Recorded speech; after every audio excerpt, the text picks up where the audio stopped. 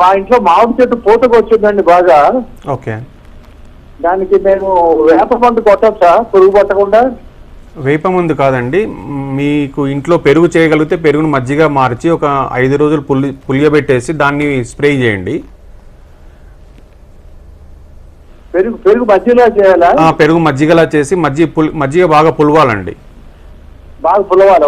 పుల్లటి వాసన వచ్చినప్పుడు దాన్ని స్ప్రే చేయొచ్చు. దానిలో పులవాలంటే మీరు ఒక పచ్చి కొబ్బరి టెంకాయ నీళ్ళు ఉంటాయి కదా, ఏమంటారు? టెంకాయ, పచ్చి కొబ్బరి టెంకాయ. పచ్చి టెంకాయ, అది కొబ్బరి టెంకాయ నుంచి నీళ్లను కానీ లేదంటే ఈస్ట్, బేకరీలో దొరికే ఈస్ట్ను కానీ కలిపితే పులుస్తుందండి తొందరగా. అవునండి. పులిసిన మజ్జిగ కొడితే మనకు ఫ్లవర్ అనేది రావడానికి ఎక్కువగా ఉంటుంది. ఫ్లవర్ నుంచి ఫ్రూట్ కన్వర్షన్ కూడా మనకు రిటైన్ చేయగలుగుతుందండి. ఏ టైంలో కొట్టాలి? టైమింగ్ ఇచ్చండి. ఏ టైంలో కొట్టాలండి? ఇప్పుడు మీకు ఫ్లవరింగ్ స్టేజ్ లో ఉందన్నారు కదా, ఇప్పుడు ఫ్లవరింగ్ స్టేజ్ లో ఉంది కదా, బాగా బాగా పూత వచ్చిందండి. ఇప్పుడు స్ప్రే చేయండి.